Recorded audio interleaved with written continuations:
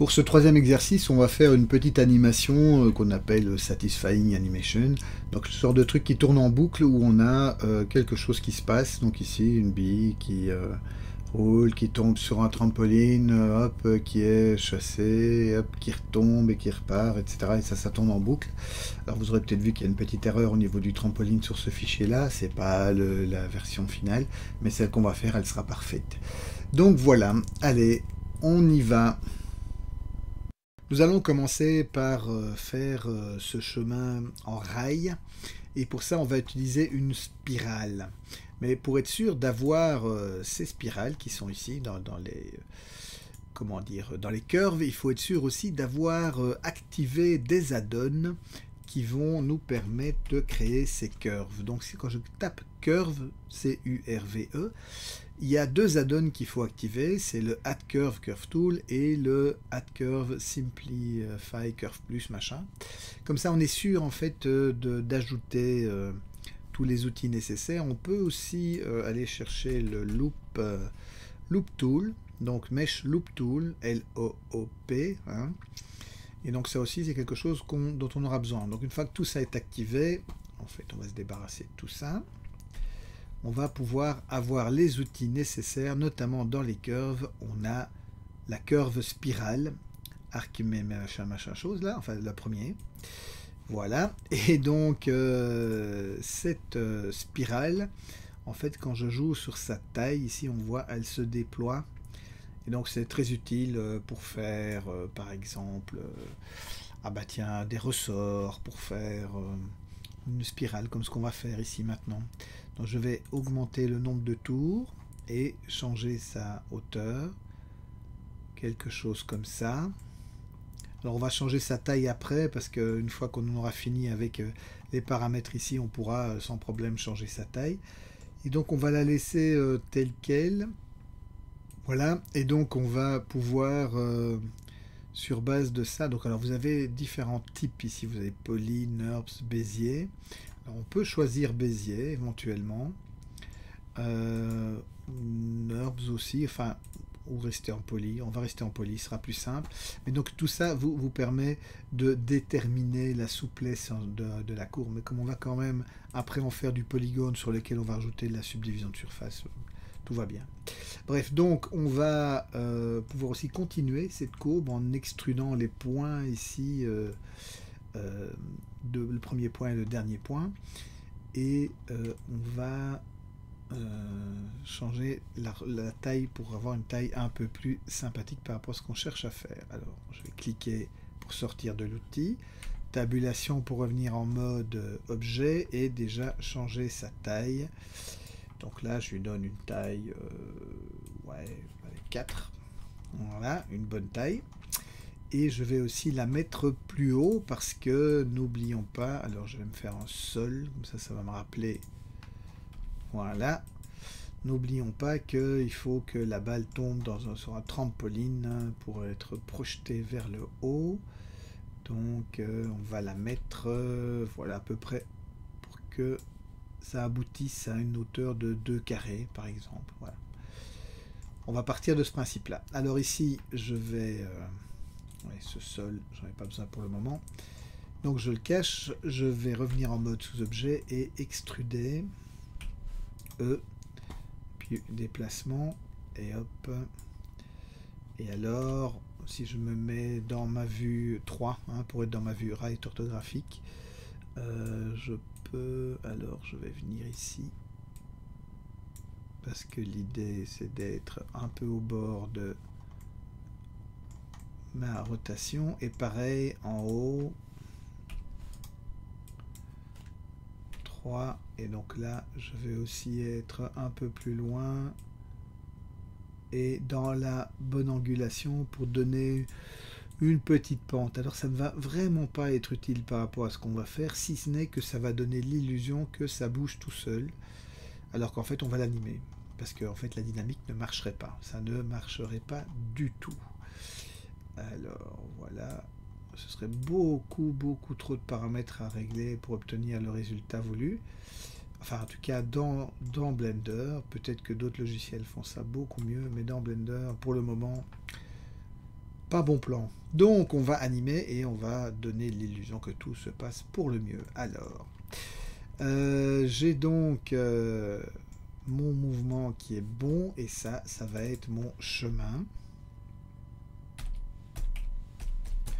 Oui, j'ai un problème avec mon C, donc voilà, chemin. Et ce chemin, je vais le dupliquer, donc en mode objet, majuscule D, parce que c'est avec ça que je vais faire mes rails. Alors le chemin, il est bien là où il est. Donc lui, je vais changer sa taille pour qu'il soit un petit peu plus large, mais pas plus haut. Donc S majuscule Z. Et je l'écarte légèrement.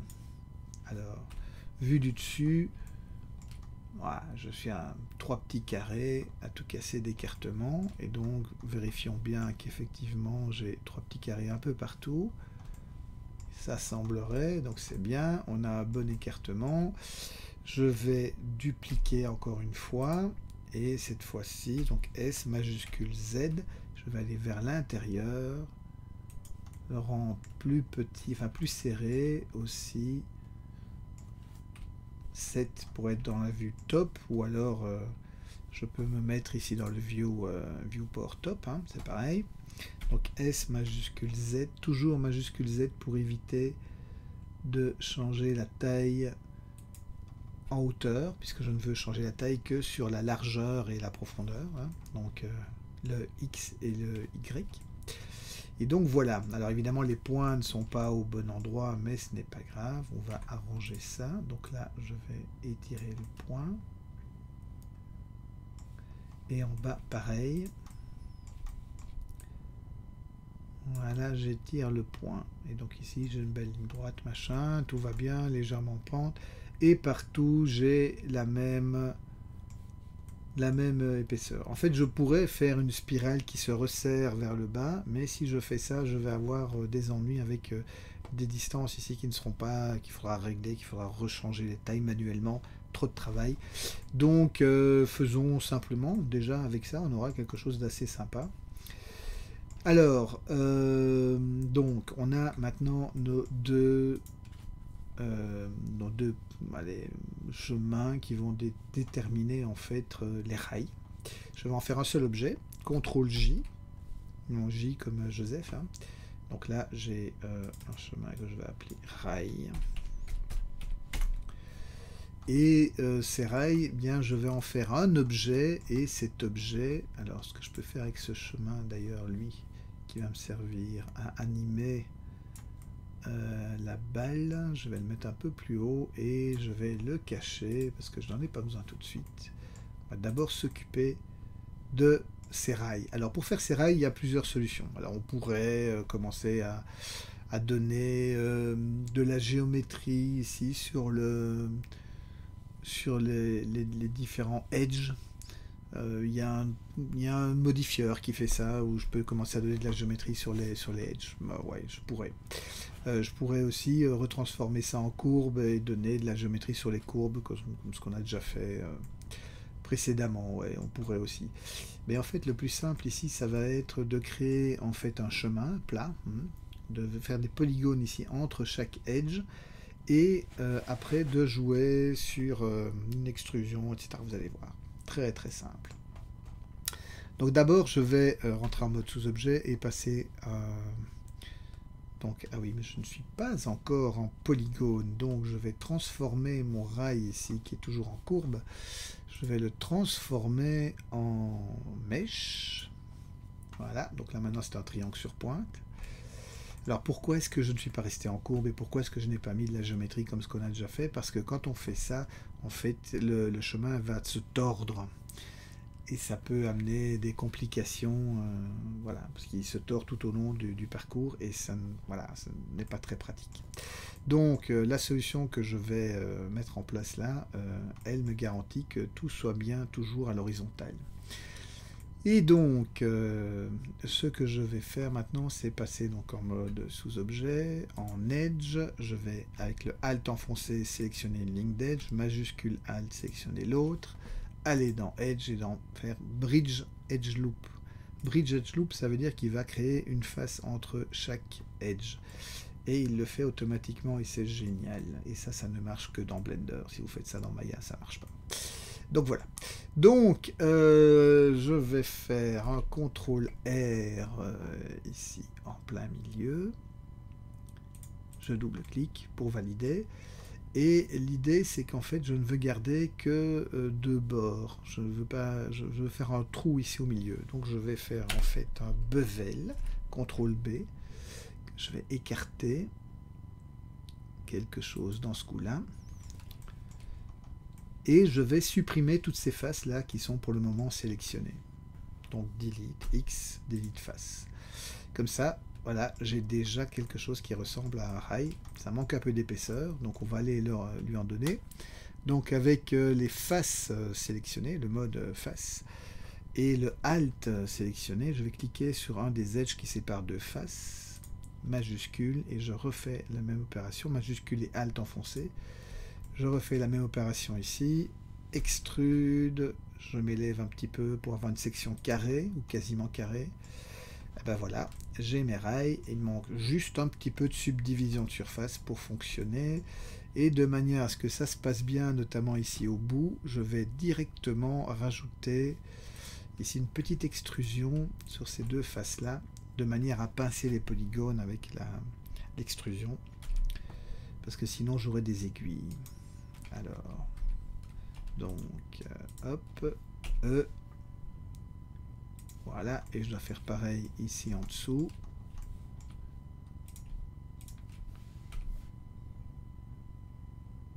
Voilà.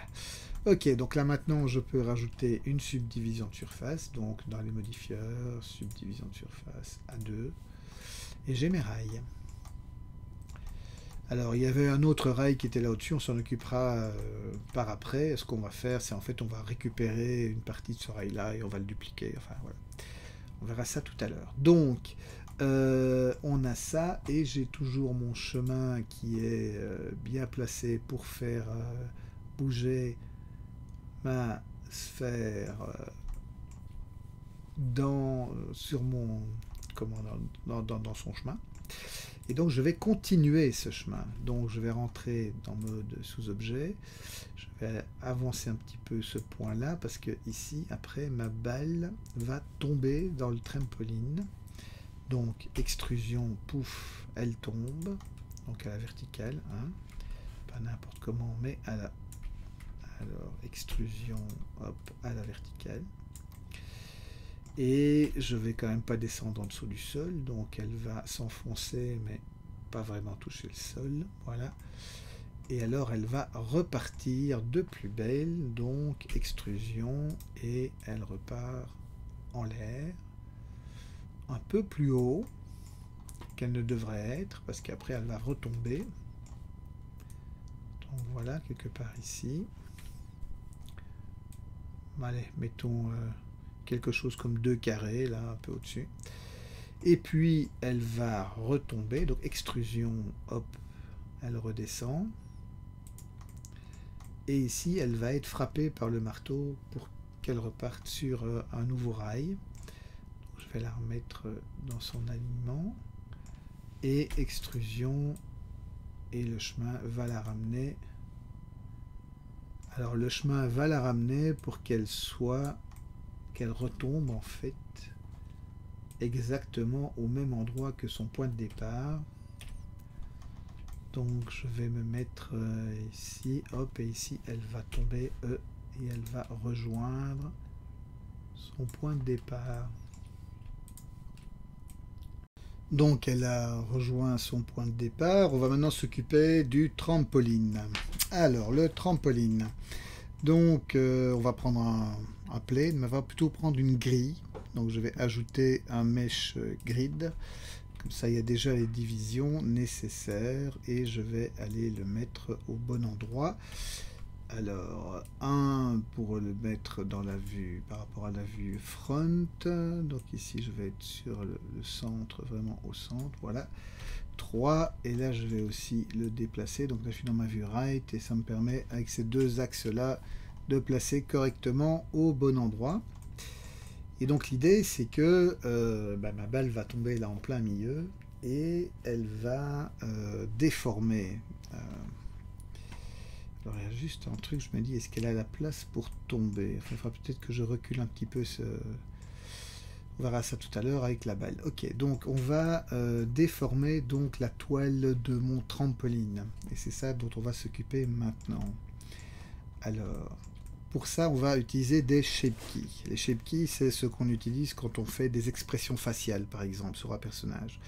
Ou quand on fait des corrections d'animation, quand on a une déformation qui n'est pas correcte et que, je sais pas, quand on veut plier le bras et avoir le muscle qui gonfle, etc. Voilà, on utilise ce genre de choses, des shape keys. En fait, ça joue sur les points, ce sont des morphes entre deux états de la géométrie et ça joue sur le déplacement des points. Au tout départ de l'animation en 3D, on n'avait que ça et on a fait des choses avec ça. Maintenant, évidemment, on peut faire des choses beaucoup plus complexes. Mais voilà, et donc ça sert toujours, c'est toujours un outil très très efficace, notamment pour faire ce qu'on va faire là maintenant. Donc, ce que je vais faire, c'est en étant en mode objet, très important, je suis en mode objet, je vais aller dans les datas de mon objet, donc c'est le triangle vert dans les propriétés, et je vais aller dans le shape key. Donc le shape key, je vais créer un premier état, c'est l'état de repos, l'état normal. Ça c'est indispensable, il faut toujours avoir ce basis, voilà, c'est l'état de base, celui non déformé. Puis je vais créer un nouvel état qui va être l'enfoncement par exemple. Oui.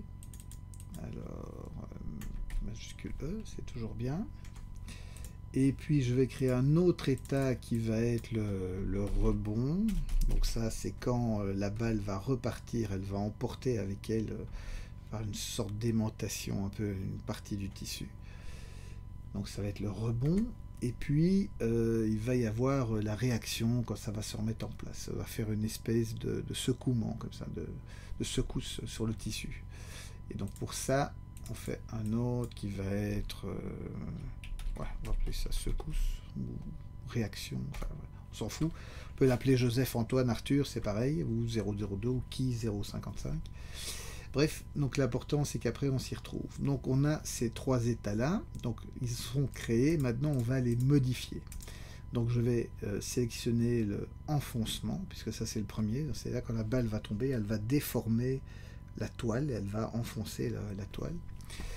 Et d'une certaine manière. Donc je viens ici en sous-objet, je vais sélectionner cette face et je vais la descendre, mais je veux qu'elle emporte avec elle son environnement, enfin qu'elle emporte d'autres points que ceux qui composent cette face. Et donc je vais activer l'outil de déplacement proportionnel, c'est cet outil qui est ici. Et alors on a plusieurs options possibles sur la manière dont cette proportion va agir. On va prendre le premier parce que ça correspond à ce qu'on cherche à avoir, le smooth. Et si je tape G, j'ai ici, avec la roulette de la souris, je peux changer la taille de ce cercle. Ce cercle détermine la zone d'influence. Alors, ce serait bien si elle était définie sur la surface qu'on va modifier. Bon, elle est ici dans la vue, par rapport à la vue. Hein, si je tourne, alors si, oui, je ne peux pas tourner quand je suis dans cet outil, mais enfin si je tournais ma caméra, et vous voyez ce qui se passe quand je bouge, ça ne bouge pas que ce qui est sélectionné, ça bouge aussi proportionnellement l'environnement. Donc, je vais cliquer droit pour annuler et sortir de là, mais mon outil de déplacement proportionnel est toujours activé et peut toujours fonctionner. Et donc, quand je suis en mode de déplacement, si je déplace sur l'axe Z, eh bien, il va faire exactement ce que je lui demande.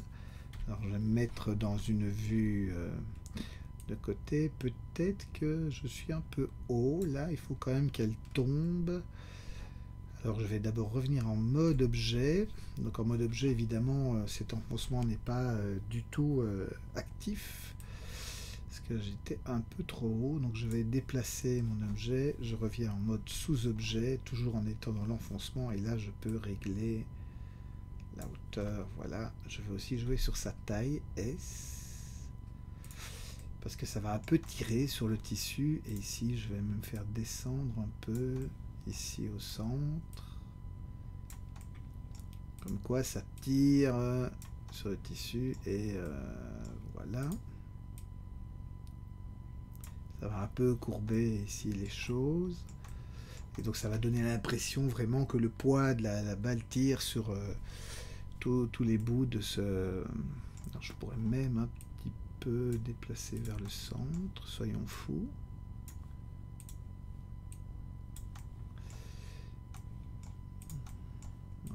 Voilà. Ok.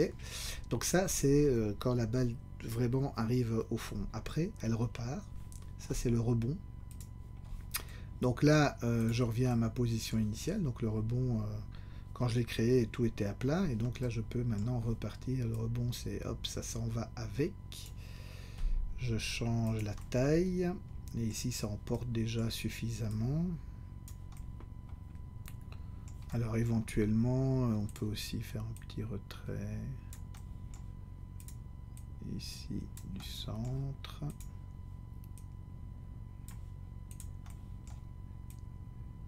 Juste histoire de. Voilà. Ok. Et donc ça remonte. Voilà. Et alors on a la secousse qui en fait est le moment où ça va encore un petit peu s'enfoncer avant de revenir. Alors on pourrait faire un truc qui dure des heures, mais il y a une certaine rigidité quand même à une toile de trampoline, et donc voilà, ça ne devrait pas secouer plus que ça. Et donc simplement ce petit quelque chose va rajouter le petit truc sympa qui est toujours intéressant à voir.